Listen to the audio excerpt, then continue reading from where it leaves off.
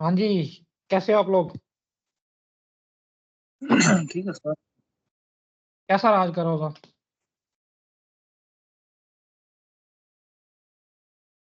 मेरा रोजा तो फाजिल पे ही आ गया। मैंने अवाइस भी किया था आपको। आपने तो आपको क्या किया था आपके आपने? डिस्ट्रिक्ट में आपके डिस्ट्रिक्ट में था आज। फाजिल पे गया वो। इत्तेफाक में गए थे, खैरियत थी? हाँ, लाइसेंस के लिए कौन सा लाइसेंस? ये अपना ये ड्राइविंग लाइसेंस। क्या बात है भाई! ड्राइवर बन गए हैं? बस कुछ भी नहीं है, बस बन गया। इंजीनियरिंग वाली अच्छा बात चलो है, जैसे इंजीनियर तो है मैं ना। एक्सपीरियंस नहीं। चलो कोई नहीं, अल्लाह ताला देगा, अल्लाह ताला देगा। अच्छा जी, चले बाकी जिन्होंने ज्वाइन करना है वो साथ-साथ तो करते रहेंगे। हमारा टाइम क्योंकि स्टार्ट हो गया है, तो हम शुरू करते हैं। अच्छा, आज जो हमने एआई में नेक्स्ट टॉपिक पढ़ना है वो है फज़ी लॉजिक के नाम से। इंटरव्यू में पूछ लिया जाता है, अगर आपने जो मैंने वो फाइल शेयर की थी इंटरव्यूज़ की जो मैंने कंबाइन की हुई है, अगर आप लोगों ने पढ़ी है 2022 वाले इंटरव्यूज़ में, उसमें से एआई में से जो क्वेश्चन पूछे गए हैं, तो उसमें ये पेश है। फज़ी लॉजिक और कन्वेंशनल क्या कहते हैं उसमें, कन्वोल्यूशनल न्यूरल नेटवर्क्स, ये 2 क्वेश्चन थे। और इसके अलावा 2020 के अगर इंटरव्यू में हम बात करें, तो उस वक़्त क्योंकि कोरोना का दौर था, तो सेफ सिटी के बारे में और जियो टैगिंग के बारे में, इस तरह के क्वेश्चन जो प्योरली एआई से रिलेटेड या मशीन लर्निंग से रिलेटेड थे, उन्होंने काफ़ी पूछे थे।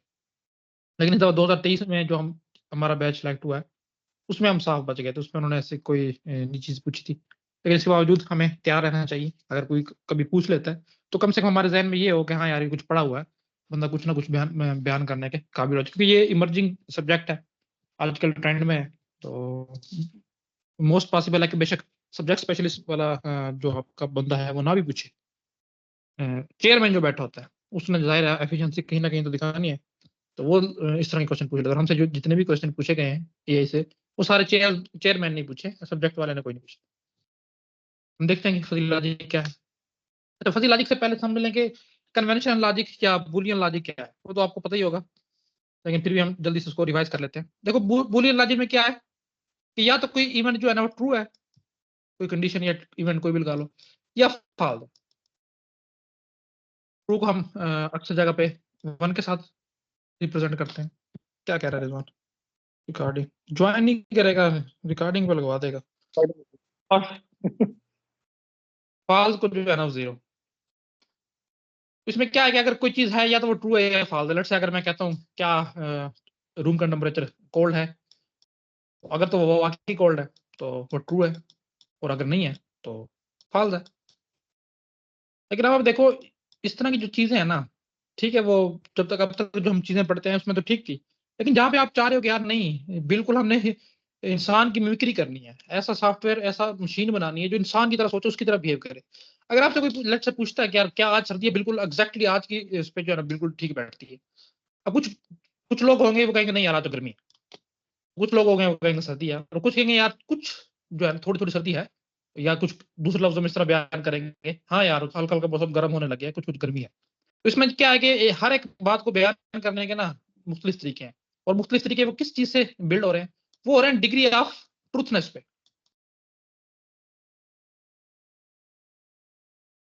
कि कोई चीज़ जो है ना वो कितनी ट्रू है। अगर तो वो एग्ज़ैक्टली थी तो हम उसको 1 कह देते थे। लेकिन अब देखो वो कह रहा है कि हाँ यार थोड़ी-सी सर्दी है। कोई दूसरा बंदा कहेगा हाँ यार काफ़ी सारी सर्दी है। लेकिन काफ़ी सारी भी और बिल्कुल एक्यूरेट सर्दी होने में फ़र्क है।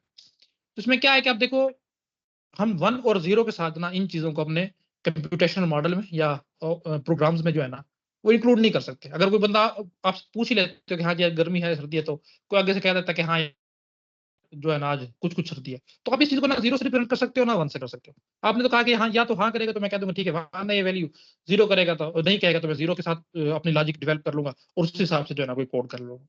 तो अब यहाँ पे हमें समझ आ गई कि यार जो है ना पहले तो चलो ठीक था, हमारे पास एग्जैक्ट क्रिस्प इनपुट या आउटपुट होती थी कि या तो 1 है या 0 है, ट्रू है या फॉल्स है। उसमें हमने जो अपने ट्रेडिशनल सिस्टम बिल्ड किए हुए थे वो बिल्कुल ठीक काम कर रहे थे।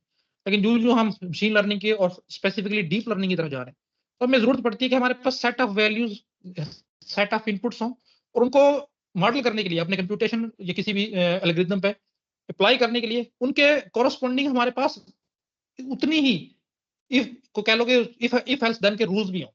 अगर सिर्फ 2 रूल्स हैं कि इफ या एल्स, तो हम उस चीज को सिर्फ 2 चीजों में आगे लेके चल सकते हैं। लेकिन हमारे पास एक से ज्यादा होने चाहिए ताकि हम इन जो अभी हमने कहा है कि इनपुट्स को हमने 1 और 0 के बीच में काफी सारी छोटी छोटी इनपुट्स में तकसीम किया है, उनको मैप करने के लिए फिर हमारे पास कॉरस्पॉन्डिंग ऐसा मॉडल होना चाहिए वो इन इनपुट्स को लेकर उनको मॉडल भी करे। तो यहाँ से जो है ना फिर आइडिया निकला फजी लॉजिक का। कह रही है जो बूलियन लॉजिक है, जो ट्रेडिशनल लॉजिक है, वो आप जो है ना बिल्कुल एक्यूरेटली आप लोगों को अगर आप रियल वर्ल्ड इन्वायरमेंट की बात करें तो बिल्कुल एग्जैक्टली कोई इवेंट कैसा हो रहा है उसके बारे में नहीं बताती। तो इसलिए हमें जरूरत पड़ गई थी कि हम फजी लॉजिक को बनाएं। और फजी लॉजिक अगर अब कुछ भी नहीं है। इसको फजी लॉजिक के बारे में जी भाई जान ये अगर कहा जाए कि ये अनसर्टेनिटी है या वेग लैंग्वेज में जैसे जो कुछ है और कुछ नहीं है, यानी कि 0 और 1 के बिल्कुल दरमियान डेसिमल में ऐसे इसको अनसर्टेनिटी का जो वर्ड इसके लिए मेरे ख्याल में अगर कहा जाए भी तो ज्यादा बेहतर होगा। या आप क्या कहते हैं अनसर्टेनिटी के बारे में, क्लियर ना देखो हो किसी को, डिग्री ऑफ ट्रूथनेस से क्या मुराद है? तो कितना अपने ट्रुथ के करीब है या कितना वो प्रोबेबिलिटी अपने कितनी सच्चाई है? प्रोबेबिलिटी के ये कितना कितनी कितने सच्चाई है? परसेंट इस चीज की होने की नहीं प्रोबेबिलिटी नहीं है, नहीं नहीं नहीं चांसेस है। नहीं, ये प्रोबेबिलिटी नहीं है। प्रोबेबिलिटी के साथ इसको मिक्स नहीं करना। प्रोबेबिलिटी बिल्कुल नहीं है। तो डिग्री ऑफ ट्रूथनेस है एक इस डिग्री ऑफ चीज फ्रीडम तो से अगर हो रही प्रोबेबिलिटी है। नहीं है कि एक आप जिस तरह आपने कहा कि बारिश होने 0 है कि बिल्कुल नहीं हो रही बारिश, 1 है कि बारिश हो रही है, और 9 मतलब एक 70% ये है कि चांसेस हैं कि बारिश हो। तो ये प्रोबेबिलिटी नहीं होगी, मतलब फजी लॉजिक को बेसिकली 0 और 1 के बीच में हम कहें कि देखो ये आप गलत चलते हैं। आप एक चीज को प्रिडिक्ट कर रहे हो प्रोबेबिलिटी में, और ये चीज इवेंट हुई अगर हुई है उसकी आप जो है ना रेंज बता रहे हो कितनी हुई है। इनमें दोनों में फर्क है। जो आप यानी कि प्रोबेबिलिटी आउटकम बता रहे बता होते रहे हो वो फ्यूचर को हैं। प्रिडिक्ट कर रहे होते हो। अच्छा सही सही सही, मतलब हाँ इसमें ऑलरेडी इसको वो इसके अकर साथ हो चुका होता है इवेंट। वो आपका हो चुका है, उससे पूछा जा रहा है कि ये कितना हुआ है वो आप बता रहे हो। देखो डिग्री ऑफ ट्रूथ का मतलब है कि इसमें कितनी सच्चाई है। सच्चाई जब आप ये चीज पूछ ली जाती है कि आप सच बोल रहे हो नहीं, तो दूसरा लफ्ज यही है कि बेयकीनी की कैफियत है। जैसे ये कह रहा है कि अनसर्टेनिटी, तो बिल्कुल आप अनसर्टेनिटी लिख सकते हो, इसमें कोई वो नहीं है। बिल्कुल आप ठीक कह रहे हो। जहाँ पे डिग्री ऑफ ट्रूथ मैंने लिख दिया तो उसका ये मतलब है कि सच्चाई की रेंज को बताया जा रहा है कि इस बात में कितनी सच्चाई है। और हर ये वैल्यू जो होगी हर बंदे के साथ जो है ना वेरी करेगी। किसी को गर्मी लग रही होगी, किसी को नहीं लग रही होगी, वो अपने हिसाब से जवाब देगा, वो अपने हिसाब से देगा। तो हम इसको बिल्कुल एग्जैक्ट नहीं कह सकते कि एक बंदे ने जवाब दे दी तो बिल्कुल वैसी है, नहीं। ये पर्सन टू पर्सन वेरी कर रही होगी। इसलिए हमने कहा कि डिग्री ऑफ ट्रूथनेस होगी जो बिल्कुल हर लेकिन सर जिससे जब हम हम पूछे जा फजी रहे हो लॉजिक के एंड। न्यूमेरिकल क्वेश्चंस करते हैं ना, तो उसमें हम परसेंटेज का जिक्र हम उसमें जो आंसर्स निकालते हैं वो मतलब इसी प्रोबेबिलिटी की परसेंटेज की सूरत में ही होता है कि 0.7 इसकी देखो वैल्यू है इस इवेंट की, या मैंने कल भी बताया था पढ़ते हुए कि आर्टिफिशियल इंटेलिजेंस में 2 ही चीजें हैं, या तो आपकी कंप्यूटेशनल मॉडल है और दूसरा स्टेटिस्टिक्स है। स्टेटिस्टिक्स के थ्रू ही हमने अप्लाई कर दिया ना। तो आप जो कह रहे हो कि परसेंटेज है, प्रोबेबिलिटी है, वो स्टेटिस्टिक्स का हिस्सा है। लेकिन उसको बयान करने में जो है वो हमने कंप्यूटर साइंस की मदद लेनी है। क्या हम उसको इस तरह से बयान करें कि नहीं ये प्योरली अलग है। देखो कोई भी चीज उठा लो कंप्यूटर साइंस की, मैथमेटिकल बेस्ड ही तो है। तो ये परसेंटेज है, ये जो चीजें ये तो यूज होंगी ही होंगी। इसके अलावा आप कैसे किसी चीज को कंप्लीट करोगे? देखो आपके अंदर सिर्फ एक ही चीज लगी हुई है, एएलयू। उसने 2 ही काम करने हैं, या तो अरिथमेटिक काम करेगा या लॉजिक काम करेगा। तो ये आप सच्चाई की बात कर रहे हैं या रेंज बता रहे हैं, तो ये लॉजिक तो है कोई नहीं। तो दूसरे लफ्ज में अरिथमेटिक ऑपरेशन के थ्रू ही होगा। अरिथमेटिक ऑपरेशन आपके पास यही 4-5 है, इन्हीं के थ्रू आपने करना है। और अब क्या करोगे बताओ, किस तरह करोगे? बिल्कुल सही बिल्कुल सही सही। मशीन लर्निंग वैसे भी मैथ ही है समझे सारे।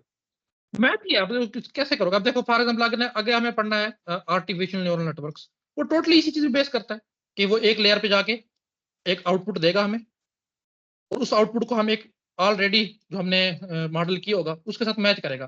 फिर वो निकलेगा कि देखो मेरे पास कितनी डिग्री आई है, फॉल्स रेट क्या है। उस फॉल्स रेट के हिसाब से उसको पता चल जाएगा कि नहीं अभी मुझे मजीद ट्रेनिंग की जरूरत है। तो फिर वो बैक प्रोपेगेट करेगा। बैक प्रोपेगेट करेगा, इसकी आउटपुट को दोबारा से इनपुट के तौर पे यूज करेगा, कुछ नए मॉडल्स जो या अप्लाई करेगा, कुछ नई वैल्यूज को अप्लाई करेगा, और उस तरह करते करते वो अपने आप को ट्रेन करता रहता है। और उसके पास जो है फिर जवाब निकला। तो इसमें टोटली हमारे पास स्टेटिस्टिक्स ही यूज होती है। अगर आपने पढ़े हैं जो एक्टिवेशन फंक्शन होते हैं, सिग्मॉइड है। सिग्मॉइड क्या है? हमने वहीं से तो लिया है, स्टैटिस्टिक्स से तो लिया है। बिल्कुल ठीक है सर, ओके ओके, बिल्कुल जबरदस्त। ठीक ठीक है। अच्छा देखो अब फजील लफ्ज़ क्या है। तो पहले आपने याद रखना है कि पता नहीं मैंने यहाँ पे लिखा है या नहीं। चलो हम देखते हैं आगे आ जाएगा। अच्छा, fuzzy logic is a method of reasoning that resemble human reasoning. एक ऐसा तरीका है रीजनिंग का जो बिल्कुल ह्यूमन रीजनिंग की तरह काम करता है। जैसे ह्यूमन सोचता है उसी तरह अपने मशीन के अंदर इस चीज को इंप्लीमेंट करना है, या रीजनिंग करता है, एनालिसिस करता है किसी सिचुएशन का। This approach is similar to how human perform decision making. क्योंकि हमारी जो अल्टीमेट गोल है मशीन लर्निंग का, वो यही है कि हमने ऐसी मशीन को बनाना है जो ह्यूमन बिहेवियर की मिमिक्री करे। तो ये आपको अक्सर जगह पे पढ़ने को मिलेगा कि इसका मकसद ये है कि ह्यूमन डिसीजन मेकिंग हो, ह्यूमन रीजनिंग हो, जो भी चीजें हैं। अच्छा, and it involves all intermediate possibilities between yes and no. और सिर्फ यस एंड नो आप इसको लेके नहीं चलोगे आप एज अपना इनपुट सेट। इसके बीच में जितनी भी पॉसिबल वैल्यूज होंगी वो भी आप लोगे। अभी हम एक एग्जांपल लेते हैं, देखो कैसे। लेट्स से कि जो है ना, ये मेरे पास एक कार है C1 में कार, और ये रोड पे कोई और दूसरी कार खड़ी है C2। अच्छा, अब ये दोनों ये C1 के हम एग्जांपल ले लेते हैं, C को टू छोड़। ये ड्राइवलेस कार है, टोटली AI बेस्ड है, मशीन लर्निंग बेस्ड है। अपने एजेंट है एक किस्म की, देख ले, अपने इन्वायरमेंट को परसीव करेगी सेंसर के थ्रू, और फिर एक्चुएटर्स के थ्रू इंप्लीमेंट करेगी जो भी इसका एक्शन होगा। अच्छा, अब इसने जो है ना कि इसकी कोडिंग हुई है कि यार देखो, अगर आपके सामने कोई भी कार या ऑब्स्टेकल आए ना, और आपसे उसका डिस्टेंस हो लेट्स से 5 मीटर, तो आप कंडीशन लगाओ, इफ डिस्टेंस इज 5 मीटर, तो क्या करो, ब्रेक लगा दो। ठीक है जी, के पास कोई सेंसर लगा होगा, सोनार सेंसर होगा या कोई इंफ्रारेड सेंसर होगा, जो भी हमारे काम आते हैं इसमें डिस्टेंस मेजरमेंट के लिए, उसके लगे होंगे। तो जैसे ही कोई भी ऑब्स्टेकल या कोई भी कार उसके सामने आ गई है, और जब इसका तरीका काम करने का ऐसा होता है, जो ये सेंसर की बात मैं कर रहा था, कि यहाँ से रेज निकलती हैं, किसी चीज से टकरा के वापस आती हैं, तो S is equal to VT के थ्रू जो है ना हम डिस्टेंस निकाल लेते हैं। क्योंकि वेलोसिटी हमें पता होती है कि इस स्पीड से हमारी जा रही हैं वेव्स वगैरह, और टाइम हम नोट कर लेते हैं कि मैंने कब इमिट की थी और वापस मुझे वहां कब तक टकराई है। तो टाइम निकाल के वेलोसिटी से ज़रब देते हैं, तो हमें पता चल जाता है कि कितने डिस्टेंस पे वो चीज है जिससे टकरा के वापस आई है। तो वो उसने डिस्टेंस निकाला, जैसे वो 5 मीटर है, तो उसने फौरन से ना ब्रेक पे अपना ऑपरेशन परफॉर्म कर दिया कि ब्रेक प्रोफेशन परफॉर्म किया जाए। तो ब्रेक ऑपरेशन क्या होगा कि एकदम से ब्रेक लग जाएगी। अच्छा, लेट्स से C2 कार थोड़ी सी उसने आगे मूव की, 5.1 मीटर पे हो गई, तो 10 थी वो ब्रेक से जो है ना अपना कंडीशन को फॉल्स कर देगी, और ये मूवमेंट में चली जाएगी गाड़ी। अच्छा, बिल्कुल वेरी नेक्स्ट मिली सेकंड या माइक्रो सेकंड में अगेन जब वो चेक करेगी 5 मीटर हो जाएगा, वो अगेन ब्रेक लगा देगी। तो अब देखो 5 मीटर है, कभी वो हल्का सा ज्यादा हो रहा है, कभी कभी जो है ना बिल्कुल हल्का सा कम हो रहा है, लेकिन इसके बेस पे क्या हो रहा है कि हर 1 सेकंड बाद ब्रेक लग भी रही है, और रेस भी दी जा रही है, ब्रेक लग रही है, रेस दी जा रही है। इसमें क्या होगा, गाड़ी का स्ट्रक्चर भी खराब होगा, आपको पता है। अंदर जो सवारियां वगैरह बैठी होंगी उनको बार बार झटके लगे होंगे, एकदम स्टार्ट हुई फिर रुकी, फिर स्टार्ट हुई फिर रुक गई। तो इस तरह की जो है ना कोई कह लो कि मजे का इन्वायरमेंट नहीं बना हुआ। ठीक है, हमने मशीन बना दी, वो काम भी कर रही है, लेकिन क्योंकि हमारे पास एक जो रेंज थी जो कि किसी चीज से हमने परसीव करना है, तो उससे सिर्फ हमारे पास 2 वैल्यूज आ रही, क्रिस्प इनपुट आ रही है, या तो वो ट्रू है या फॉल्स है। 5 मीटर है, ट्रू है, 5 मीटर से कम है, फॉल्स है, गाड़ी चलाते हैं।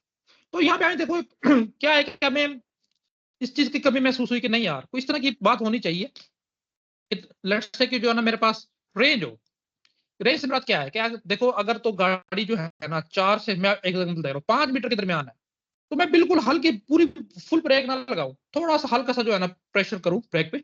उससे क्या होगा, लेट्स से अगर मैं 80 पे मूव कर रहा हूँ ना, तो 60 पे आ जाए, थोड़ा सा फासला मेरा ज्यादा हो जाए, कि हमारे टकराने के चांसेस कम हो जाए। अच्छा, लेट्स से कोई गाड़ी अचानक से मेरे 3 मीटर के करीब आ गई है, तो उसमें मैं ये करूंगा, मैं ज्यादा जोर से ब्रेक को प्रेस करूं, और लेट्स से कि मेरी स्पीड जो है ना वो 20 किलोमीटर पर सेकंड पे आ जाए। अब इससे क्या होगा कि ठीक है, मैं रुकी नहीं है, गाड़ी चल रही है, और उससे फासला भी बढ़ रहा है, तो मेरे दोनों काम हो रहे हैं। तो यहाँ पे अगर देखो, अगर रेंज मेरे पास होती कि 2 से 3 मीटर के दरमियान है, तो आप ये एक्शन परफॉर्म करो, 3 से 4 मीटर के दरमियान है तो ये एक्शन परफॉर्म करो, 4 से 5 मीटर पे है तो ज्यादा जोर से ब्रेक लगाओ, बिल्कुल 5 पे आ गई है तो थोड़ी जोर से ज्यादा लगाओ, 5 से 1 पे अगर वो चली गई है, फासला ज्यादा बढ़ गया है, तो आप फुल रेस ना दो, आप कितनी रेस दो, लेट्स से 20+1 कर लो, इस तरह कोई एक आउटपुट लगा लो, तो हल्की सी रेस दो, ताकि जो है ना आहिस्ता आहिस्ता आप ग्रो करो। तो इससे क्या होता है, अगर मेरे पास सेट ऑफ इनपुट ज्यादा होती, उनके बीच की वैल्यूज होती 5 और 4 के बीच या 5 और 3 के बीच, तो मैं ज्यादा एक्यूरेटली और स्मूथली अपनी कार को मूव कर सकता था। तो देखो, आप जितनी भी मशीन लर्निंग बेस्ड चीजें हैं या AI बेस्ड लर्निंग है, तो उसमें हमें इस चीज की जरूरत पड़ती है, क्योंकि उसने बिल्कुल एक रियल इन्वायरमेंट में काम करना होता है। जैसे ह्यूमन काम करता है। अभी आप देखोगे, आप बहुत ज्यादा तेज जा रहे हो, खुद से ड्राइव कर रहे हो, तो आगे गाड़ी आगे तो एकदम से ब्रेक नहीं मारोगे, आप स्पीड स्लो कर लोगे, दूर से आप देख लोगे वो आ रही है या आप उसका फासला कम हो रहा है, तो वहीं ब्रेक नहीं मार लोगे 10-15 मीटर पीछे, आप हल्की स्पीड स्लो कर लोगे ताकि अगली गाड़ी भी थोड़ी मूव करती रहे, आप भी मूव करते रहो, आपके चांसेस कम से कम रहे टकराने के। तो बिल्कुल इसमें जो मैंने एग्जांपल दी है, तो इसमें अगर हमारे पास सेट ऑफ इनपुट ज्यादा होती, रेंज में होती, तो मैं अच्छे बेहतर तरीके से मूव कर पाता। तो यहाँ पे हमें जरूरत पड़ती है कि हम कन्वेंशनल जो लॉजिक है उससे मूव करके एक नए सिस्टम की तरफ मूव करें, जो हमने बाद में डेवलप करवाया है, जिसका नाम है फजी लॉजिक। इसको मैं क्लियर कर लेता हूँ। अच्छा, ये बात आगे तीसरे पॉइंट पे लिखी हुई है। In our day to day life we might face situation where we are unable to determine whether the state is true or false. बिल्कुल ट्रू है, ये फॉल्स है, हम बिल्कुल सर्टन नहीं होते। तो क्या होता है कि हम थोड़े से सर्टन है, थोड़े से कह लो अनसर्टन है, तो उसके बीच की फिर वैल्यू हम भेजते हैं कि हाँ मैं 50% या 60% सर्टन हूँ कि ये काम हो रहा है, तो उस हिसाब से फिर मेरी आउटपुट भी आनी चाहिए, ना कि 0 और 1 के हिसाब से आनी चाहिए। Fuzzy refers to something which is unclear और वैग, ऐसी चीज जो गैर वाज़ेह हो, बिल्कुल क्लियर ना, उसको हम फजी कहते हैं। और फजी लॉजिक क्या है? In AI provides valuable flexibility for reasoning. आपको एक फ्लेक्सिबिलिटी, लचक कह लो के रेंज कह लो के प्रोवाइड करती है कि आप उसके दरमियान रह के रीजनिंग, अपनी लॉजिक जो है ना वो डेवलप कर सकते हो। तो ये हमारे पास कुछ फजी लॉजिक है, तो इसमें आगे आपको एग्जांपल दिखा भी दी गई है। ये बूलियन या कन्वेंशनल लॉजिक है, सवाल पूछा जा रहा है या आपके कंप्यूटेशनल मॉडल में कोड कर दिया गया है कि इज इट कोल्ड, कोई इफ कंडीशन है और सेंसर लगा हुआ है, उसने सेंस किया, लेट्स से मैंने रेंज लगाई हुई कि अगर 40 से ज्यादा है तो उसका मतलब है कि वहां समर सॉरी, तो कोल्ड की बात हो रही है, लेट्स से वो 20 से कम है तो इसका मतलब है यस कोल्ड है, और अगर 20 से अबव है तो उसका मतलब नहीं है। तो इसमें देखो, अगर लेट्स से कोई बंदा 19 पे खड़ा है, उसको गर्मी नहीं लग रही, लेकिन हमारा सिस्टम क्या कह रहा है कि सर्दी है। अच्छा, इसी तरह अगर कोई बंदा 21 पे है और शायद उसको सर्दी लग रही है, बिल्कुल करीब करीब है, 20 के करीब है, लेकिन हम हमारा सिस्टम कहेगा नहीं कोई सर्दी नहीं है, हीटर वगैरह जो है ना सारे बंद कर दो, एसी वगैरह ऑन कर दो। गाड़ी की एग्जाम्पल हम ले लेते हैं। तो इस तरह जो है ना कोई मजा का जो है ना एक इन्वायरमेंट क्रिएट नहीं हो रहा बुलियन लॉजिक में, अगर हम मशीन लर्निंग की बात करें। हाँ, इसी चीज को जब हम फजी लॉजिक में कन्वर्ट करेंगे, देखो क्या होगा, चीज वही है आपके पास, ये इसको कहते हैं क्रिस्प इनपुट, जो बिल्कुल एग्जैक्ट हो, यस और नो, तो ये किसको हम क्रिस्प इनपुट बोलेंगे, आगे यूज भी होगी टर्म, तो अभी से समझ लो। तो इसी चीज इस इनपुट को जो है ना हमने फजी लॉजिक में कन्वर्ट करना है। तो कैसे? मेरे पास एक रेंज है, ज्यादातर हम जो है ना 5 रेंजेस को यूज करते हैं, आगे आप भी जाइए। एक तो बहुत ज्यादा है, इसको हम कहते हैं लार्ज पॉजिटिव, एलपी के नाम से, वेरी मच। एक से थोड़ा सा कम है, अगर एक है वो तो बिल्कुल है ना, उसमें तो कोई अनसर्टेनिटी है ही नहीं है। अब हम अनसर्टेनिटी की बात कर रहे हैं कि वो 0 से ग्रेटर होगी और 1 से छोटी होगी, इसके बीच की वैल्यू होगी। तो वेरी मच है कि बिल्कुल करीब करीब है, जैसे अभी मैंने 19 एग्जांपल दी थी, उसमें भी हम कोल्ड ही समझा जाएगा, हाँ 0.9 है। लिटिल है, किसी बंदे को बिल्कुल हल्की हल्की लग रही है, 0.25 हम ले लेते हैं, और बिल्कुल ही कम है, सर्दी है ही नहीं, लेट से वो 21 पे घूम रहा है, तो इसमें इस सूरत में 0.1 इसको कह लो कि हमने इसको रेंज दी है कि 0.1 पे वैल्यू को हम रिप्रेजेंट कर सकते हैं। अच्छा चलो ठीक है, तो रिप्रेजेंट तो आपने कर दिया, अब कोई हमारे पास सिस्टम भी होना चाहिए ना जो भी 0.9 को ले, उससे डिडक्ट करे कि क्या काम करना है, क्या मैं डिक्लेयर कर दूं कि सर्दी है, या डिक्लेयर करूं कि सर्दी नहीं है 0.9 पे, 0.25 में क्या डिक्लेयर करूं। ये चीज हमने उसमें एक मॉडल में, या कह लो कि आगे हम देखेंगे इंजन होता है, उसमें हमने इंप्लीमेंट की होती है, वो इस बेस पर डिसीजन ले रहा होता है, और कुछ उसको रूल्स चाहिए होते हैं, रूल्स भी हम प्रोवाइड करेंगे। तो ये एक सिंपल सी एग्जांपल थी फजील के कन्वेंशनल लॉजिक या बूलियन लॉजिक और फजी लॉजिक में क्या डिफरेंस है। अच्छा देखो, अभी मैं बात कर रहा था कि यस और नो दो वैल्यूज है ना, उसको हम ज्यादातर 5 कैटेगरी में डिवाइड करते हैं। सर्टेनली यस, जैसे आपको क्वेश्चनर पे भी इस तरह के क्वेश्चन मिलते हैं, तो वो फजी लॉजिक के थ्रू ही आगे जाके ना उसको मॉडलिंग की जाती है। एक स्टैटिस्टिक्स में आपने पढ़ा होगा, एक एसपीएल पता नहीं क्या सॉफ्टवेयर है, उसमें चीजें डालते हैं तो वो इस चीज को बना के देता है आपको। अच्छा सर्टेनली यस है, पॉसिबली यस है, लेट्स से सर्टेनली यस को मैं कह देता हूँ 0.9 या 0.8 है, पॉसिबली यस को मैं कह देता हूँ 0.6 है, लेट्स से कैन नॉट से को मैं कह देता हूँ 0.5 है, कि मैं दोनों तरफ से जो है ना न्यूट्रल हूँ। पॉसिबली नो को लेट्स से मैं कह देता हूँ 0.3 या 0.4, और सर्टेनली नो को कह देता हूँ मैं लेट्स से 0.1, इस तरह करके एक वैल्यू दे दी। तो ये इस तरह से हम कन्वर्ट करते हैं, और ज्यादातर हमने 5 कैटेगरीज में ही डिवाइड किया होता है। अच्छा, लॉफ्टी ए जेड LAZA, ये बंदा था जिसने सबसे पहले कंसेप्ट दिया था फजी लॉजिक का, एमसीक्यूज के इंपॉर्टेंट सी चीज हिसाब से इंपॉर्टेंट है। ये भी लिखना भूल गया, तो मैं इसको अपडेट कर दूंगा वो लोगों के साथ शेयर करने से पहले। यहाँ पे मैंने लिखा हुआ the fuzzy logic was invented by Lotfi Zadeh, who observed that unlike computers humans have a different range of possibilities between yes and no। उससे पहले yes and no चलता था, तो उसने ऑब्जर्व किया कि नहीं, जो ह्यूमन रीजनिंग है ना, वो यस और नो के अलावा भी काफी सारी रेंज है पॉसिबिलिटीज की जिसके पे वो डिसीजन लेता है। तो ये चीज को उसने इंप्लीमेंट करने की कोशिश की और तब उसने फजी लॉजिक सेट का एक कंसेप्ट दिया था। अच्छा, ये फजी लॉजिक का आर्किटेक्चर है कि एक क्रिस्प इनपुट को आप कैसे फजी लॉजिक में कन्वर्ट कर सकते हैं, उसका गाइडलाइन है। अच्छा, क्या है, देखो सबसे पहले आपके पास जो है ना इनपुट होगी, तो पहला इसका कह लो कि मेन मॉड्यूल है इस पूरे आर्किटेक्चर का, वो है फजी फायर। इसका नाम ही बता रहा है क्या करेगा, फजी फायर, फजी लॉजिक में कन्वर्ट करेगा किसको, क्रिस्प इनपुट को। तो ठीक है जी, उसने जस्ट मैंने अभी कार की एग्जांपल दी थी कि ब्रेक लगानी है तो 1 है, नहीं लगानी तो नो है तो वो 0 है फॉर एग्जांपल। ये दो हमारे पास थी और हम डिस्टेंस की बेस पे कर रहे थे। इसी को मैं कन्वर्ट करता हूँ कि 0.9 पे करो हल्की ब्रेक लगाओ, 0.8 पे उससे ज्यादा हल्की, 0.7 पे, इस तरह करके 3-4 वैल्यू मैंने ले ली। तो ये जो मैंने 3-4 वैल्यू ली इनके दरमियान में, ये काम है फजी फायर, इसको कहते हैं कि क्रिस्प इनपुट थी उसको आपने फजी लॉजिक सेट या फजी लॉजिक वैल्यूज में कन्वर्ट किया है। इस प्रोसेस को बोलते हैं कि फजी फायर प्रोसेस जो है ना वो काम कर रहा है। तो उसके बाद जो है ना इस फजी इनपुट सेट को जो आपने अभी भी क्रिएट किया है, आप एक इन्फ्रेंस इंजन या इंटेलिजेंस के नाम से एक मॉड्यूल है उसमें से गुजारते हो, इसी को आप इन्फ्रेंस इंजन भी बोलते हैं।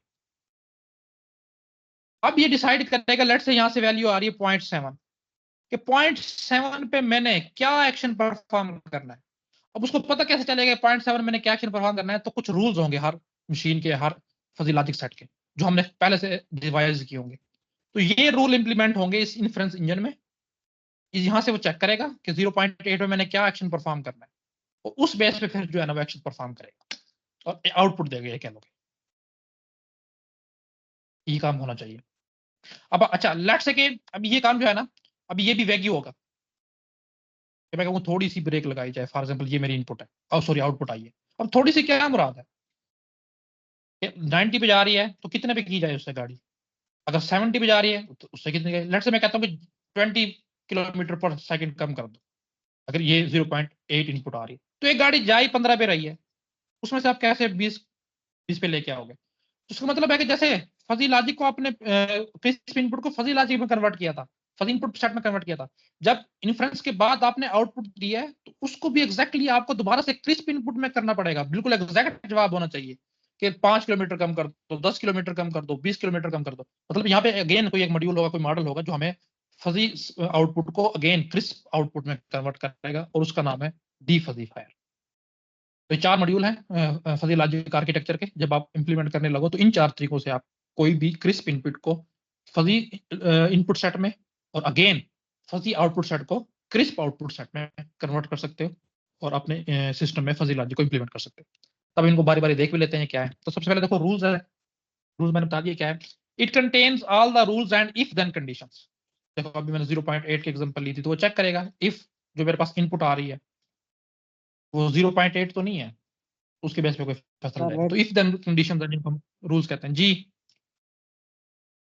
सर मैंने कहा रेड पॉइंटर यूज कर लें, सी नजर नहीं आ रहा। अच्छा ठीक,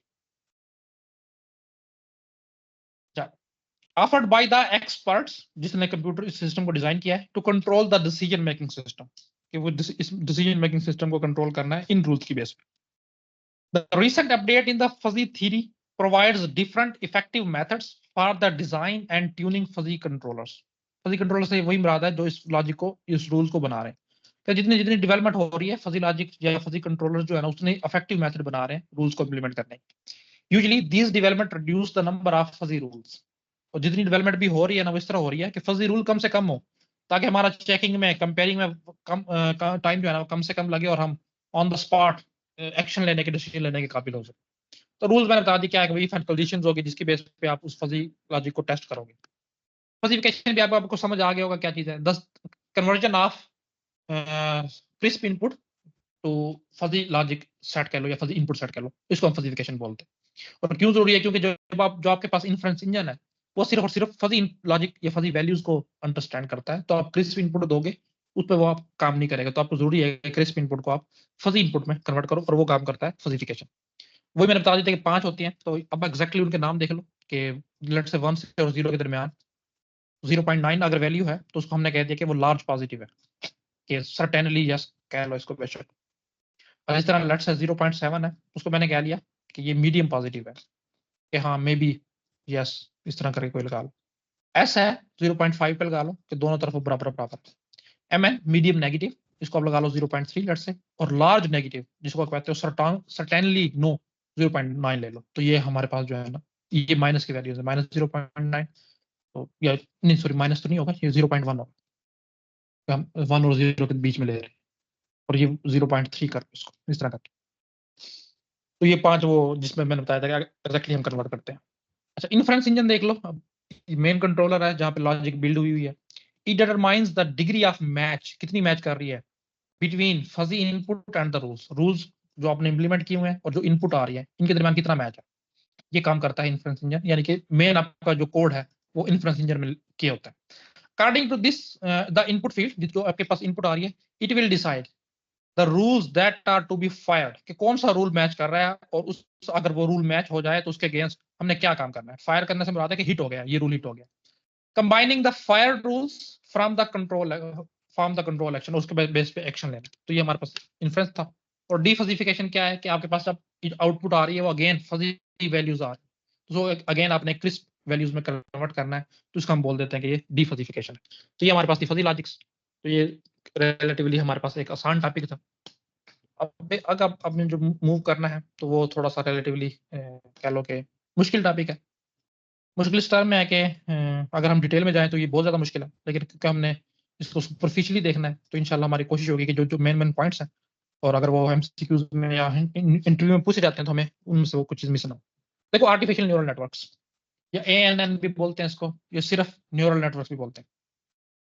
तो इसको समझने से पहले आपको समझना होगा कि न्यूरॉन क्या है। क्या होता है न्यूरॉन? ये हमारा न्यूरॉन सेल है ह्यूमन माइंड के अंदर, जो सिग्नल को ट्रांसफर करता है। उसकी एक थ्रेशोल्ड वैल्यू होती है जिसे वो प्रोसेस करता है सिग्नल को। ठीक है, देखो जो इंसान का ब्रेन है ना, क्योंकि हमारी जो मेन चीज है मशीन लर्निंग में, जो हमने डेफिनेशन में भी पढ़ी थी कि हमने ह्यूमन बिहेवियर की, ह्यूमन रीजनिंग की नकल करनी है। तो अब हम ह्यूमन की जब नकल करने लगे तो सबसे पहले हमें पता चला कि जो इंसान में जो चीज है, जो मशीन में लैक करती है, वो ब्रेन है। तो ब्रेन को जब स्टडी किया गया तो हमें पता चला कि ब्रेन जो है ना, असल में करोड़ों लाखों खरबों छोटे छोटे सेल से मिलकर बना है, जिनको जो है ना हम न्यूरॉन्स बोलते हैं। अब ये जैसे ही बन रहे हैं इस तरह ही गुजारा करो। लेट से ये 4-5 मैंने न्यूरॉन्स बनाए हैं। अब लेट से यहाँ से कोई इनपुट आ रही है ना, वो डायरेक्ट आपके ब्रेन तक नहीं पहुंचती। वो पहले एक न्यूरॉन उसको रिसीव करता है, इनके बीच में सिनेप्टिक सिनेप्सिस के नाम से एक जगह बनी होती है, उसके थ्रू होती हुई जो है दूसरे न्यूरॉन्स पे आती है, फिर दूसरे न्यूरॉन के सिनेप्सिस से गुजर के वो तीसरे न्यूरॉन पे जाती है, एंड सो ऑन, वो गुजरते गुजरते आपके दिमाग तक पहुंचती है। फिर आपका दिमाग फैसला करता है कि मुझे क्या करना चाहिए, और इसी तरह आउटपुट जो है ना वापस वो ट्रेवल करती है। तो ये हमारा कुछ एक अल्लाह ताला ने बनाया है कि इसमें क्या है कि जितना एक न्यूरॉन से गुजर के दूसरे न्यूरॉन तक आती है, तो कुछ चीजें ऐसी होती है जिसपे एब्रप्टली फौरी से जो है ना वो चाहिए होता है एक्शन। उसमें क्या होता है कि वो दिमाग तक वो चीज आप इनपुट जो है ना वो आने नहीं देते, उससे पहले ही किसी ना किसी न्यूरॉन की जिम्मेदारी होती है। लेट्स से कि आपके पास स्पाइनल कार्ड है जिसमें काफी सारे न्यूरॉन्स होते हैं, कुछ फैसले जो है ना वो स्पाइनल कार्ड के भी हम थ्रू इम्प्लीमेंट करवा देते हैं। लेकिन मतलब ये दिमाग का स्ट्रक्चर को समझा जा रहा है। अच्छा, तो इस तरह काफी सारे न्यूरॉन आपस में मिलके बने हैं। तो क्या होता है कि जब एक कोई भी इनपुट है वो यहाँ से ट्रेवल कर रही होती है ना, तो बीच में प्रोसेस होती रहती है। थोड़ी देर के लिए वो अपने पास उसको महफूज रखेगा मेमोरी में, आगे ट्रांसफर करेगा, ये महफूज रखेगा, ये ट्रांसफर करेगा। तो नेक्स्ट टाइम इसी तरह की कोई इनपुट आएगी तो न्यूरॉन क्या करेगा, तो उसको मतलब एनालाइज करने में टाइम नहीं लगेगा, वो आगे मूव करता रहता है। अल्लाह ताला ने ये लर्निंग कैपेबिलिटी इंसान को दी है। आपको पता है कि जितने भी दिमाग के अंदर है वो सेल, वो न्यूरॉन है, और उन्हीं कुछ न्यूरॉन्स का जो पोर्शन है वो सेरिबेलम भी है दिमाग का, अगर आपने पढ़ा है तो। और वहां पे भी क्योंकि ब्रेन सेल ही है, और ब्रेन सेल को ही हम न्यूरॉन्स बोलते हैं। यहाँ पे सारा मेमोरी का पोर्शन होता है आपका सेरिबेलम के अंदर, ये जो पीछे वाली साइड है स्पाइनल कार्ड से ऊपर और आपके मेडुला ओब्लांगेटा से नीचे, ये सेरिबेलम का पोर्शन है। इस तरह से कुछ चीज अप्लाई कर रही थी, तो उन्होंने कहा यार चीज तो यही है कि काफी सारे न्यूरॉन्स लेयर में मौजूद हैं, उनके थ्रू कोई भी इनपुट ट्रेवल करके जो है ना इंसान के दिमाग तक पहुंचती है, और दिमाग एनालाइज करता है कि क्या करना चाहिए। तो हम भी ऐसे ही करें कि मुख्तलिफ जो है ना कुछ इनपुट्स को जो है ना काफी सारी लेयर्स में से कह लो, या मॉडल में से कह लो, या एल्गोरिथम में से कह लो कि गुजारें। यहाँ से लेट से इनपुट पहले इस लेयर ने रिसीव की, इस न्यूरॉन ने रिसीव की, इस सेल ने या कोड ने कोई एल्गोरिथम इसने रिसीव की, ये कुछ प्रोसेस करेगा, ये इसको देगा, ये कुछ उसमें से रिसीव करेगा, प्रोसेस करेगा, कुछ इसके बाद पास्ट एक्सपीरियंस होगा, ये आगे मूव करेगा, और इसके बाद ये एनालाइज करेगा। अगर तो ये एनालिसिस हुआ ठीक, तो करना क्या होगा कि कुछ गलती हुई तो उसने सीख ली कि मैंने गलती की है, तो दोबारा से पहले पहले जो है ना एल्गोरिदम उसके पास आएगा, वहां कुछ चीज रन होगी और इस दफा वो अपने पास्ट एक्सपीरियंस को भी काउंट रखेगा, नेक्स्ट इस तरह मूव करेगा, यहाँ कुछ एक्सपीरियंस लेगा और इस तरह करते करते जब अगली दफा जब वो आउटपुट देगा ना तो वो कुछ ज्यादा बेहतर होगी। और इसी तरह वो बार बार करता रहेगा, अपने आप को ट्रेन करता रहेगा, सीखता रहेगा कि यहाँ पे गलती हो रही है मुझसे, इस तरह करते करते करते वो एग्जैक्ट वैल्यू देना शुरू कर देगा। तो ये इस तरह से आपके पास आर्टिफिशियल न्यूरल नेटवर्क्स काम करते हैं। तो ये मशीन लर्निंग का और स्पेसिफिकली डीप लर्निंग का एक कंसेप्ट है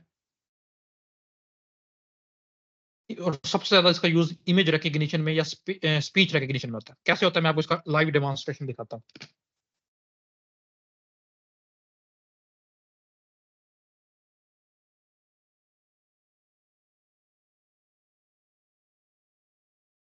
अच्छा जी देखें,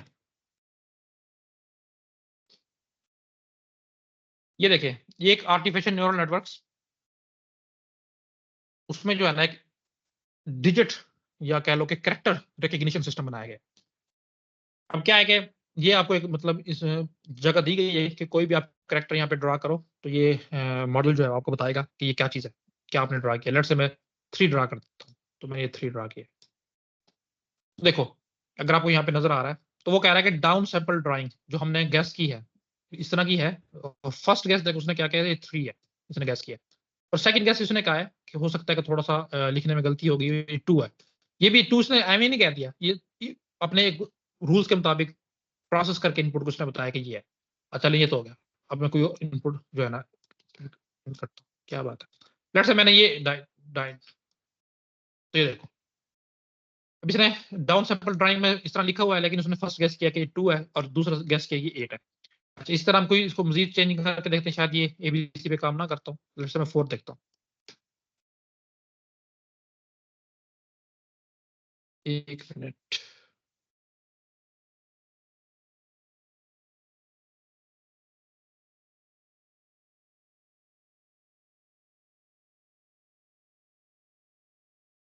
अच्छा लेट्स से हम इसको देखते हैं 8।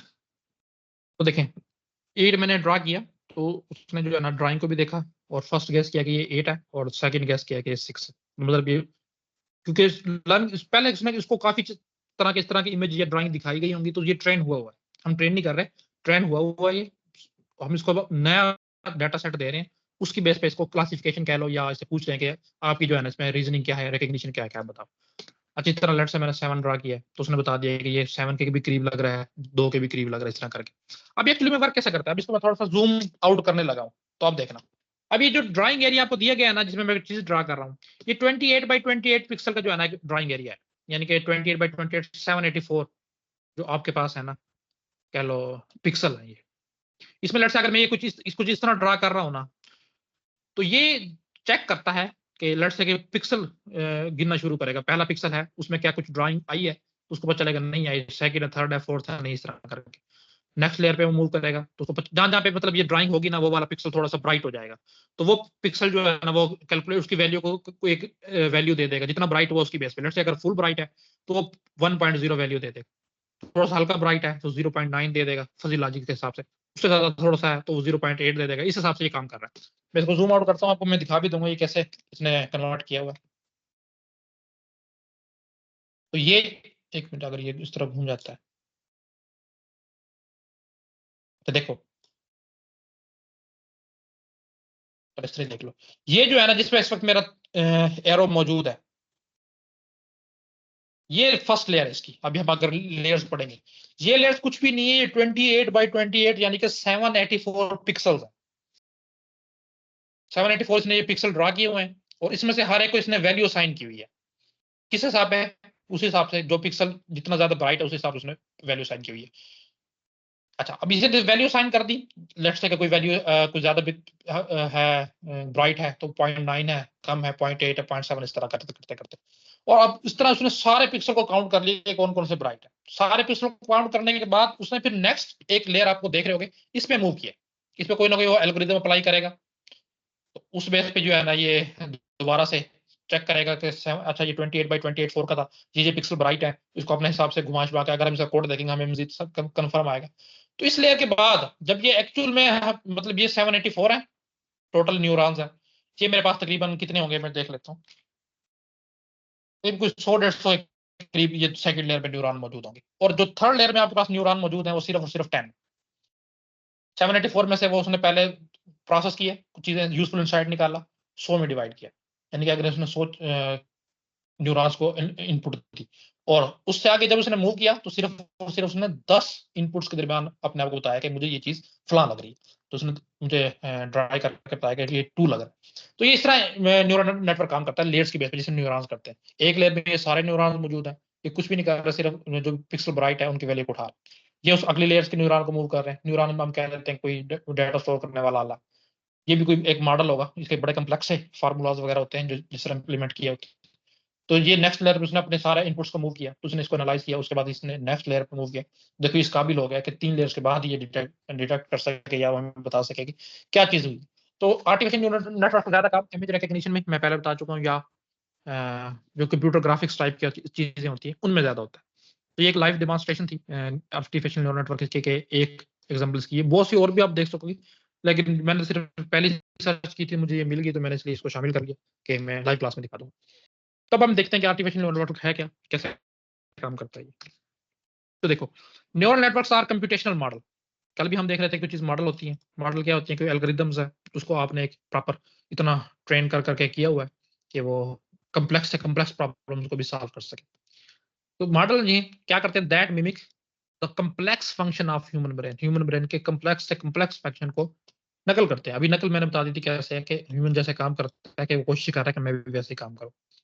ह्यूमन अपने पास्ट एक्सपीरियंसेस लर्न करता है, गलती करता है, लेकिन अगली दफा जब सेम इनपुट उसको दी जाएगी तो उसको पता होगा कि मैंने जब पिछली दफा मुझे दी गई तो मैंने ये गलती की थी, तो उससे वो लर्न करेगा, वो बिल्कुल सेम आउटपुट नहीं देगा, कोई ना कोई चेंज करके देगा। The neural network consist of interconnecting nodes. Interconnecting nodes पे मुश्तमिल है जी, और जिनको हम न्यूरॉन्स भी बोलते हैं, उन्हीं नोड्स की बात हो रही है। दैट प्रोसेस, जो इनपुट को प्रोसेस करते हैं, एंड लर्न फ्रॉम डाटा, और उसी इनपुट से लर्न करते हैं। इससे क्या होता है, इनेबलिंग टास्क सच, और इससे जो काफी मुश्किल टास्क हैं वो ये करने के काबिल हो जाते हैं। कौन कौन से, सच एज पैटर्न रिकग्निशन, अभी जो हमने एग्जांपल दी थी ये पैटर्न रिकग्निशन की थी, and decision making in machine learning, और डिसीजन मेकिंग जैसे प्रॉब्लम्स को भी सॉल्व करने के काबिल हो जाता है। Artificial neural networks contain artificial neurons which are called units. जो आपके पास इसमें यूज होते हैं आर्टिफिशियल न्यूरॉन्स, उनको आप यूनिट्स भी बोलते हैं।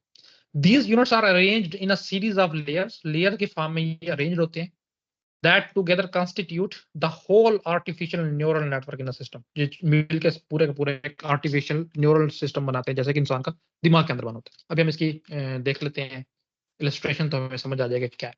तो पहले हम उससे पहले थोड़ी पढ़ लेते हैं क्या है। देखो, लेयर कैन, अच्छा पहले बता दो मैं। तो ये देखो, ये आपके पास जो है ना एक आर्टिफिशियल न्यूरल नेटवर्क दिखाया गया है, 4 लेयर्स पे मुश्तमिल है ये। अब लेयर्स आपको समझ आ गई होंगी क्या है।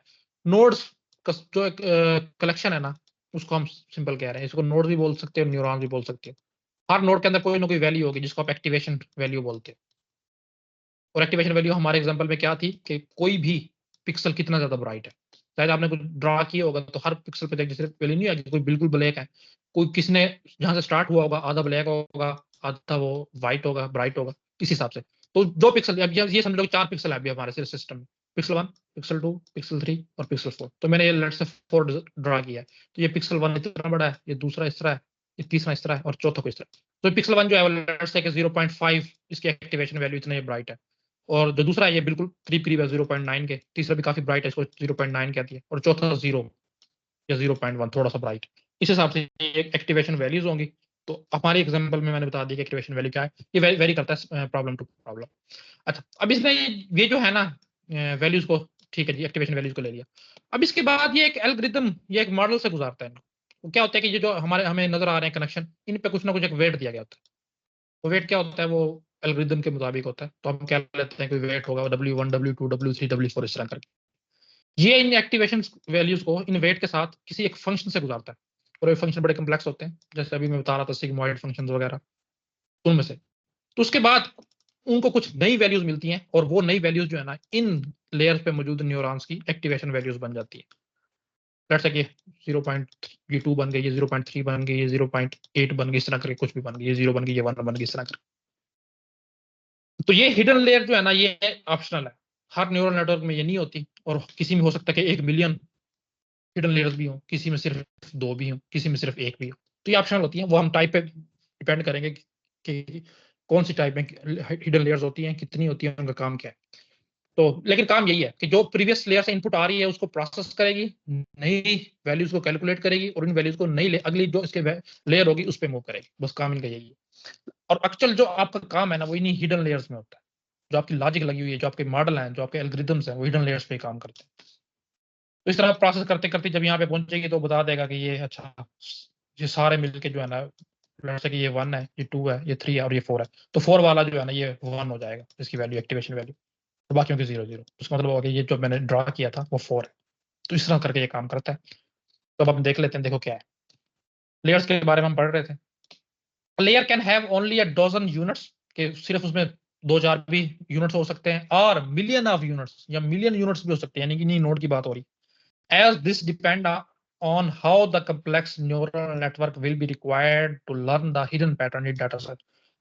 ये बेस करता है कि जो आपने इसको दिया है एक प्रॉब्लम, वो कितना कम्प्लेक्स है, डाटा सेट जो दिया है कितना बड़ा है, और दोनों चीजों को मिला के कितनी देर उसको लगेगी इन चीज को, इसके पैटर्न निकालने में, इस चीज को लर्न करने में। उस हिसाब से आपका ANN जो है ना वो कम्प्लेक्स से कम्प्लेक्स होता जाता है।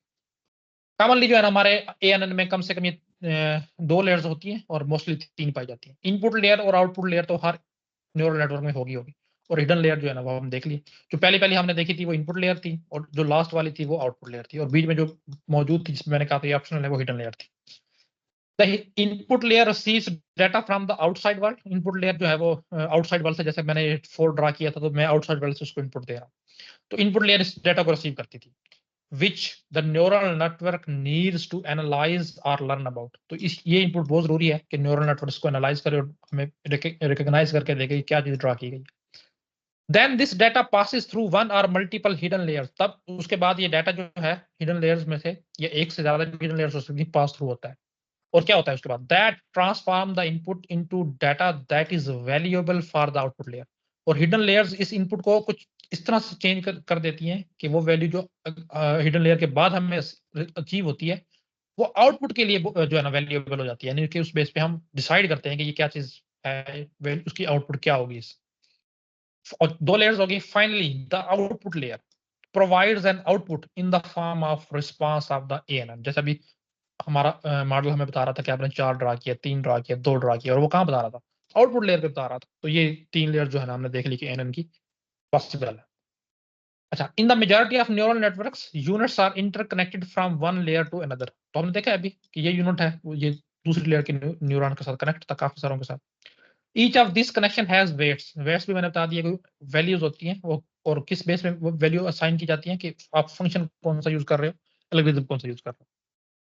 As the data transfer from one unit to another, कि इस यूनिट से डाटा इस यूनिट तक जब ट्रांसफर करेगा, then neural networks learns more and more about the data. तो न्यूरल नेटवर्क्स इस डाटा से मुतालिक मोर से मोर, ज्यादा से ज्यादा इंफॉर्मेशन गेन करता रहता है, जैसे हमारा दिमाग करता है।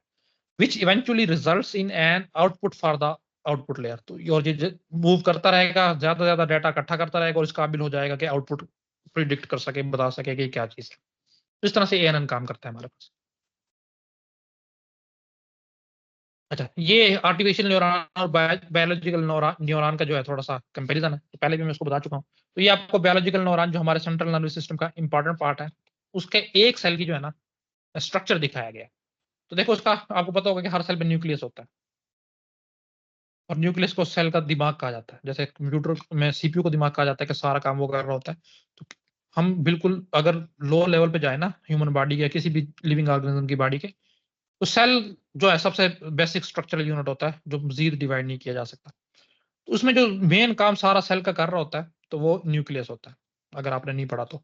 और ये सारे सेल मिलके जो है ना एक सीरीज ऑफ फंक्शंस परफॉर्म करते हैं, जिससे आपकी बॉडी जो है ना वो एक प्रॉपर वे से रेगुलेट करती है। तो अब ये सिर्फ एक सेल की बात हो रही है जिसे इंसान दिमाग मिलके बना है। इस तरह के लाखों अरबों खरबों न्यूरॉन्स होते हैं, इतने ज्यादा न्यूरॉन्स होते हैं आपके दिमाग में। देखो इसमें क्या है कि आपकी सेल बॉडी है, यानी कि बॉडी का पार्ट है, इसके अंदर ये न्यूक्लियस मौजूद है, ये सारी की सारी प्रोसेसिंग वगैरह इसमें होती है। अच्छा, ये डेंड्राइट्स हैं। डेंड्राइट्स क्या होते हैं कि इनसे जो है इंफॉर्मेशन जो है ना फ्लो करती है। लेट्स से कि इधर एक और न्यूरॉन मौजूद है, तो जब इस न्यूरॉन ने अपनी इंफॉर्मेशन इस न्यूरॉन को मूव करनी होगी ना, तो इन डेंड्राइट्स के थ्रू करेगा। इसके डेंड्राइट्स हैं, इसके भी होंगे। और इन्हीं के बीच में मैंने बताया था कि जगह होती है इलेक्ट्रिक करंट जहाँ पे फ्लो करता है, जिसको अब साइनेप्सिस बोल रहा था, या सिनेप्टिक भी वैल्यू थी, उनको मैं बोल रहा था। तो नहीं, सिनेप्सिस के थ्रू जो है ना कह लो कि डाटा ट्रेवल होता है एक न्यूरॉन से दूसरे न्यूरॉन में, दिमाग के अंदर बात हो रही है। तो उसके बाद इसकी एक ऑब्लिगेटेड सी स्ट्रक्चर आता है जिसको हम एक्सॉन बोलते हैं। ये न्यूरॉन का एक हिस्सा है और ये आप इसको कह सकते हो कि हिडन लेयर जैसे हम देख रहे थे। और इसके बाद ये भी डेंड्राइट्स हैं जो हम इधर देख के आए थे, इनसे डाटा आगे फ्लो करेगा, इधर से वो इनपुट लेगा इन डेंड्राइट से, और अगर किसी और को देनी होगी तो इन डेंड्राइट्स के थ्रू देगा। तो इसी तरह बिल्कुल हमने मैच किया है कि ANN बनाए। तो ये जो, अब मैं इसको थोड़ा सा क्लियर कर देता हूँ कि इस बायोलॉजिकल न्यूरॉन्स की जो ये वाले डेंड्राइट्स थे जो इनपुट के तौर पे यूज हो रहे थे, कि जिसके पीछे न्यूरॉन था उससे इंफॉर्मेशन ले रहा था। तो बिल्कुल इसी तरह हमने जो है ना ये नोड्स कह लो बना दिए हैं जिनका काम है कि पीछे मौजूद नोड से डाटा ले। अच्छा, उसके बाद सेल बॉडी आ जाती थी जो सारा प्रोसेसिंग करती थी। तो हमने सेल बॉडी का फंक्शन जो है ना एक फंक्शन के एक एल्गोरिथम के थ्रू करती है जिसको हम लीनियर फंक्शन कह सकते हैं, एक्टिवेशन फंक्शन कह सकते हैं। ये मुख्तलिफ इसके नाम है और मुख्तलिफ तरीकों से काम करते हैं, कोई भी हो सकता है। उसके बाद ये इन डेंड्राइट्स के थ्रू ये अपनी इंफॉर्मेशन अगले न्यूरॉन तक मूव करता था। तो इसी तरह हमने भी एक 2-4 नोड्स बना ली कि ये इसकी आउटपुट है। अगर इसको आप मजीद किसी फंक्शन के लिए यूज कर सकते हो, किसी नए न्यूरल नेटवर्क पे मूव कर सकते हो, या यहीं से इस अगेन इसी न्यूरल नेटवर्क पे मूव कर सकते हो फॉर बेटर कह लो कि सर्टेनिटी। तो ये है बायोलॉजिकल न्यूरॉन की चीज, और उसके इक्विवेलेंट जो हमने बनाई है वो ये है। डेंड्राइट्स थे, हमने उनको इनपुट्स कह दिया।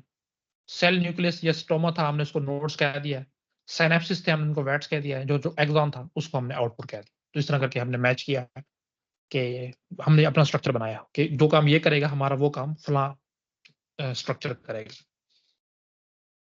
अच्छा देखो, how do artificial neural network learn कैसे करता है? तो इसमें एक कंसेप्ट है बैक प्रोपेगेशन का। देखो हम जितने भी है ना ह्यूमन है या जो कोई भी मशीन लर्निंग एल्गोरिथम है वो अपने पास्ट एक्सपीरियंस से सीखता है। तो उसमें पास्ट एक्सपीरियंस को एक प्रॉपर नाम दे दिया गया है बैक प्रोपेगेशन। प्रोपेगेट कहते हैं मूव करने को, कोई इंफॉर्मेशन या फ्लो ऑफ डाटा मूव कर रहा है, हम कह रहे हैं प्रोपेगेट कर रहे हैं। तो बैक प्रोपेगेट से मुराद है कि ये बैकवर्ड डायरेक्शन में मूव करेगा।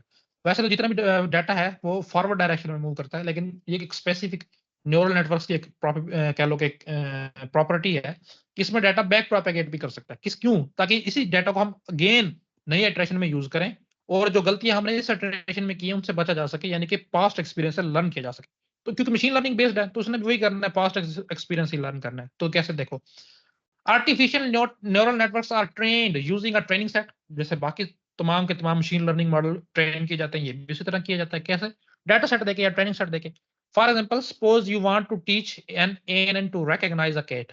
तो कल भी हम देख चुके थे कि कैट अगर किसी ने रिकॉग्नाइज करनी है तो उसके लिए हम उसको सुपरवाइज लर्निंग, अनसुपरवाइज लर्निंग या रीइंफोर्समेंट लर्निंग कोई भी अप्लाई करके इसको सिखा देते थे कि ये कैट है।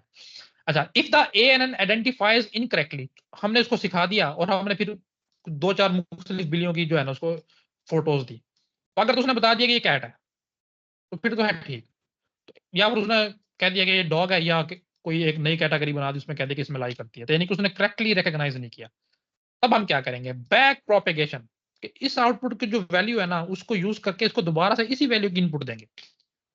Is use to adjust whatever it has learn during training. यानी कुछ ना कुछ तो लर्न किया होगा उसकी बेस पे इसने कहा था ये डॉग है, कैट की उसने कहा डॉग है, कुछ तो पैटर्न नोट किया होगा ना, तो हमें पता चल गया इसने गलत किया। तो इसी इसके एक्सपीरियंस को, इसी आउटपुट को जिसने कैलकुलेट किया, हम एज अ इनपुट दोबारा इसी को दे देंगे कि आपने जो डॉग इस इमेज को कहा कि ये डॉग है, आप दोबारा से इस इमेज को देखो, नए इस पे एल्गोरिथम परफॉर्म करो और फिर ये बताओ दोबारा से क्या है जो आपने आपके अपने अपने कैलकुलेट किए उसी चीज को। नया वही वाला गेन नहीं देना, इसने कुछ पैटर्न निकाले होंगे, कुछ पिक्सल्स की वैल्यू को एडजस्ट किया होगा, कोई एज डिटेक्शन की होगी, कुछ तो किया होगा, उसी चीज को दोबारा किसी को दे देते हैं कि ये चीज कैलकुलेट हुई है, मजीद इस पे थोड़ा सा काम करो, हमें बताओ ये क्या चीज।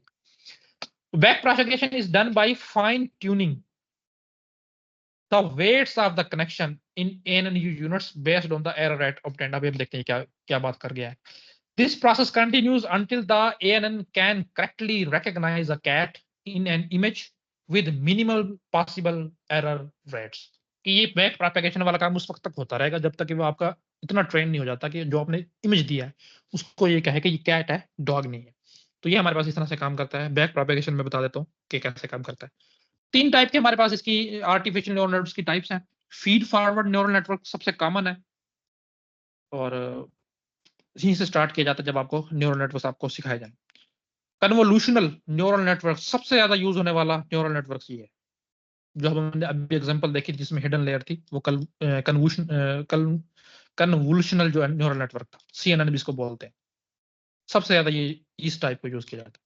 रिकरेंट न्यूरल नेटवर्क, रिकरेंट से मुराद है रेकरेंस से निकला है, बार बार। इसमें वही जो हम बैक प्रोपेगेशन पढ़ रहे थे, वो असल में इस कह लो कि न्यूरल नेटवर्क का एक खास प्रॉपर्टी है। तो हम तीनों को बारी बारी देखते हैं, फीड फॉरवर्ड क्या है, कन्वोल्यूशन क्या है और रिकरेंट क्या है। तो फीड फॉरवर्ड आपको समझ आ गई होगी अब कि सिर्फ डाटा एक डायरेक्शन में फ्लो करेगा और वो डायरेक्शन थी फॉरवर्ड। इनपुट लेयर से हिडन लेयर अगर तो कोई है, क्योंकि मैक्सिमम इसमें फीड फॉरवर्ड में हिडन लेयर एब्सेंट होती है, और अगर है तो ठीक है, वरना आउटपुट लेयर उसमें मूव करेगा। तो यही डाटा अगेन इनपुट लेयर में मूव नहीं कर सकता, जिसने प्रिडिक्ट कर दी, बस यहीं तक है। अगेन अगर आप जिसने गलत भी कहा है ना, तो यही चीज आप दोबारा से नहीं दोगे, कोई नई इनपुट दोगे फीड फॉरवर्ड से, ये मुराद है। The feed forward neural network is one of the most basic artificial neural network. सबसे बेसिक है, जहां से स्टार्ट किया जाता है। In this, the data or the input provided travels in a single direction. सिर्फ और सिर्फ एक डायरेक्शन में मूव करती है, और that's forward direction. It enters into the ANN, यानी कि इनपुट की बात हो रही है। ANN में इंटर होगी कहां से? The input layer में, and exit करेगी कहां से? Through the output layer से पास। While hidden layers may or may not exist. इसमें hidden layer mostly नहीं होती, कन्वोल्यूशन में होती है। So the feed forward neural network has a front propagated, जैसे हमने बैक प्रोपेगेशन पढ़ा है, तो इसको हम कह सकते हैं ये फ्रंट प्रोपेगेशन न्यूरल नेटवर्क है। Wave only and usually does not have back propagation, इसमें बैक प्रोपेगेशन नहीं है। This type of ANN computational model is used in technology कहां पे? Such as facial recognition. आपके मोबाइल में भी ये एल्गोरिथम अप्लाई हुआ है, जहां पे आप फेस लॉक के थ्रू अपने मोबाइल को लॉक कर सकते हो, अनलॉक कर सकते हो। एंड कंप्यूटर विजन में एज डिटेक्शन, खासतौर पे इस तरह के कामों में हमारे पास बिल्कुल बेसिक जहां पे काम हो, feed forward neural network use होते हैं। एक है ओपन सीवी के नाम से लाइब्रेरी है, पाइथन की भी है, और मेरे ख्याल में ओपन सोर्स है, कोई भी इसको यूज कर सकता है। ओपन सीवी टोटली बेस्ड है, पाइथन की। पाइथन की। तो ओपन सीवी जो है वो totally feed forward neural network base करती है, और यूज होती है फेशियल रिकॉग्निशन के लिए। चलिए, पाइथन में बहुत एडवांस जो है ना मशीन लर्निंग की लाइब्रेरीज हैं। एक नमपे है, नमपी बोलते हैं, नमपे बोलते हैं, बहुत एडवांस है। इसमें बहुत ज्यादा न्यूरल नेटवर्क बिल्कुल एल्गोरिथम्स वगैरह बहुत नम पे ज्यादा काम करते इसके अंदर एडम एल्गोरिथम और कुकू सर्च एल्गोरिथम जो मेरी इंप्लीमेंटेशन थी, हैं। उसकी जो हाँ, है नम पे लाइब्रेरी अपलोड करके एडम एल्गोरिथम जो मैंने लगाया था उसके ऊपर। सही, कहीं से छापे लगाए हैं फहीम। वो क्या नाम है, जिब्रील? खुद तो मैंने नहीं छापे किए लग होंगे, सकते हैं। इतनी मुश्किल नहीं चीजें हैं नहीं, यार ये। मुश्किल चीजें हैं भाई, कहना से ज्यादा। लेकिन मेरे साथ रिसर्चर है ना, एक वो डॉक्टर साहब है, वो मुझे करवा रहे अच्छा हैं, बता रहे हैं। अच्छा, ठीक है। अच्छा, ये देखो, फीड फॉरवर्ड को समझ लो। इनपुट लेयर है, डाटा यहाँ पे इंटर होगा, यहाँ से बस बैक प्रोपेगेट नहीं कर सकता, फॉरवर्ड ही मूव करेगा। हिडन लेयर अगर है तो उसमें जाएगा, वगैरह आउटपुट लेयर में, और आउटपुट दे देगा आपको। बस ये सिंपल इसका है। यहाँ पे कोई वेट होंगे, एक्टिवेशन फंक्शन होंगे, यहाँ पे कोई वेट होंगे, एक्टिवेशन फंक्शन होंगे, वो अंदर की कहानी है। उतनी डिटेल में हमें जाने की जरूरत नहीं, हमें सिर्फ इसका बेसिक चीज का पता होना चाहिए कि क्या है, ताकि हम डिफरेंशिएट कर सकें। अच्छा, कन्वोल्यूशनल जो न्यूरल नेटवर्क्स हैं, तो मुश्किल सा नाम है इसका, वो क्या है देखो। Has some similarities to the feed forward neural network. उसमें कुछ कैपेबिलिटीज या कह लो कि सिमिलरिटीज वही हैं जो फीड फॉरवर्ड में है, लेकिन इसमें कुछ चीजें हैं क्या? Where the connection between units have weights that determines influence, वो तो ये चीजें होंगी। लेकिन इसमें क्या है? हैज वन और more than one convolutional layer. Convolution कहती है चक्कर काटी हुई, घुमाती हुई और कर्वी सी लेयर है, यानी कि काफी कम्प्लेक्स किस्म के एक बीच में एक लेयर होगी, जिसमें जिसको हम हिडन लेयर बोलते हैं। उसमें मेन काम हो रहा होगा, जिसमें लाजमी होगी हिडन लेयर कन्वोल्यूशन में जितने भी है, और मैंने बताया सबसे ज्यादा यही यूज होती है। वो क्या करती है? That uses a convolutional operation on the input and then passes the result obtained in a form of output to the next layer. Hidden layer आ गई है, इनपुट से लेगी, अपना एक्शन परफॉर्म करेगी और आउटपुट को दे देगी, ताकि आउटपुट लेयर को वैल्यू को गैस करने में, प्रेडिक्ट करने में आसानी हो। यानी कि मेन काम जो हमने पहले इनपुट लेयर पे डाला हुआ था, उसको डायरेक्ट आउटपुट लेयर थी, बीच में ये डाल के मेन काम हम इससे ले रहे हैं। CNN has application in speech recognition में एंड इमेज प्रोसेसिंग में, which is particularly useful in computer vision. तो ये भी इसका भी ज्यादातर काम जो है ना वो कंप्यूटर विजन में ही है। अच्छा, रिकरेंट न्यूरल नेटवर्क जो है वो क्या है कि बैक प्रोपेगेट करते हैं। अब बैक प्रोपेगेट क्या करते हैं, अगर हाँ यहाँ पे देखो ये जो हमारे पास जो है ना फीड फॉरवर्ड है, ये वाला राइट साइड वाला इनपुट लेयर है और उसके बाद डायरेक्ट आउटपुट लेयर है, बीच में होगी हिडन लेयर, हमने वो जाहिर नहीं की। इसमें क्या है कि बस डाटा आया और इसी सूरत में फ्लो कर रहा है, उसके बाद आउट हो जाता है सिस्टम से, आउटपुट देके बस चला गया।